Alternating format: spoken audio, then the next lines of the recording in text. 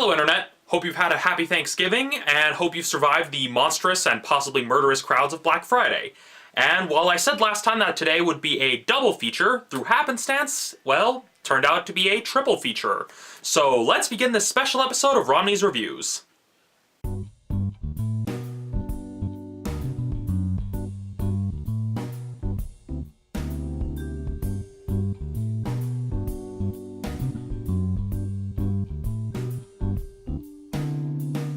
Now, for the record, I didn't see all these films in one day, so it's not like I'm super hectic and stressed out like I was last year, but I still saw 3 movies, and so for the sake of keeping it short, I'm going to give you a brief, quickie review of each film in order of their release date. So first up, we have the film that most people probably want me to talk about, Frozen. Now, I came into this expecting a Disney film, and that's pretty much exactly what I got in terms of really what it is. I mean, it had a pretty good story, and some elements that I thought were going to get on my nerves actually didn't get on my nerves that as much. I mean, the snowman still looks stupid, but at least he's not as stupid as he could have been. I mean, not as bad as the gargoyles is all I'm saying. And the story does go to some dark places and actually has some surprising moments and some pretty creative payoffs. The only problem I had with the film had to be the music. The music just didn't really gel. Because I mean, when you're looking at a musical, even if they're bouncing around different genres, they still kind of gel with one another. Still kind of the same feel, same tone. Whereas here, it was like they couldn't quite decide what genre they wanted to go with. I mean, the opening, you have almost kind of like a Viking work song at the opening of the film. And then you have the typical, like, Disney-style songs that we are used to, and then you get some songs that just feel kind of pop-ish. And really, it was just a bit of a case where they couldn't decide what tone or what genre they really wanted to go with. Because, I mean, if you look at the previous Disney films, all their musical numbers, they always kept kind of a consistent tone, a consistent feel to them.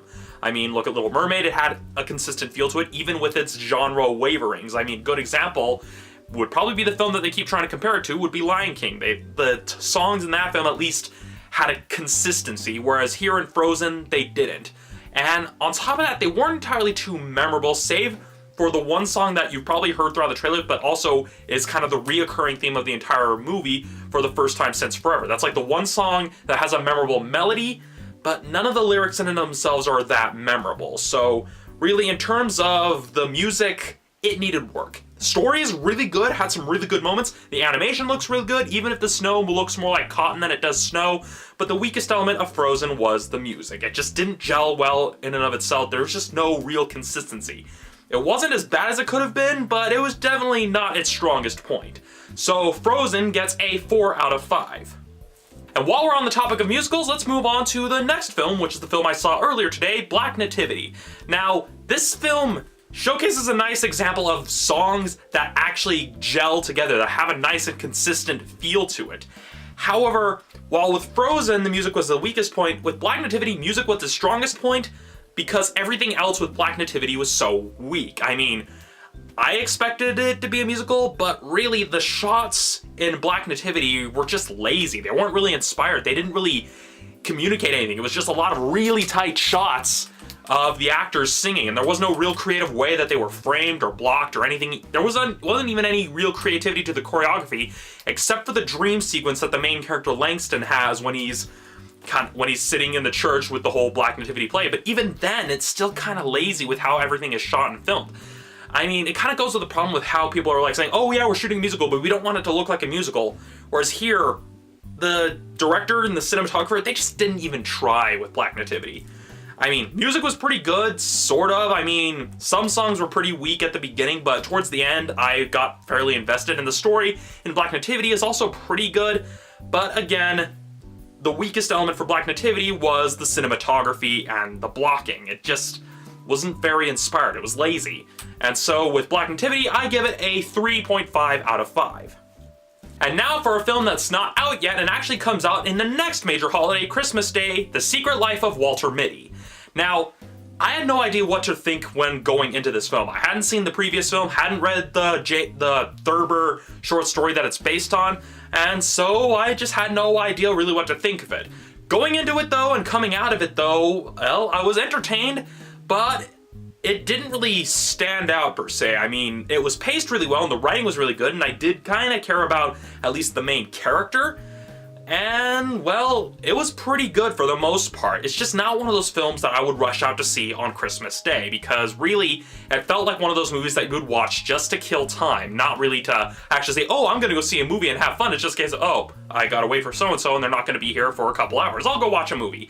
And that's really the best way to describe The Secret Life of Walter Mitty. I mean, the cinematography looks really good, and the pacing was okay, it's just, there wasn't that much to it. I mean, it had the nice mystery of him trying to track down the photographer, but other than that, there just wasn't much else to it, really, that I can comment on. The only real negative that I can give it is that some of the delusions he went to kind of were on the borderline of unfunny Seth MacFarlane cutaway gag. That's kind of the very, border that Walter Mitty kind of hit. But then later on, when he stopped having as many of his daydreams, it actually started getting pretty good. And so really, with Walter Mitty, good film, I recommend it, but not rushing out to see it opening day. It's definitely just a film you're probably better off watching, say, at a dollar theater or say at a later time. Still good, but not worth the Christmas release date. Secret Life of Walter Mitty gets a 4 out of 5.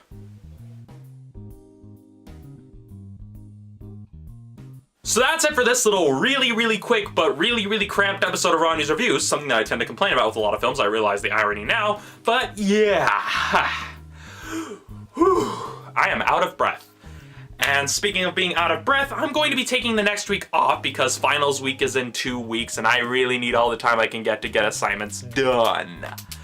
So yeah, that's pretty much it. As for the week after that, well, you can probably take a good guess what film I'm going to be taking a look at next, or if you have some other film that you think I should take a look at the week after finals week, which would be the week of December 13th, leave it in the comments below. But other than that, I'll see you next time.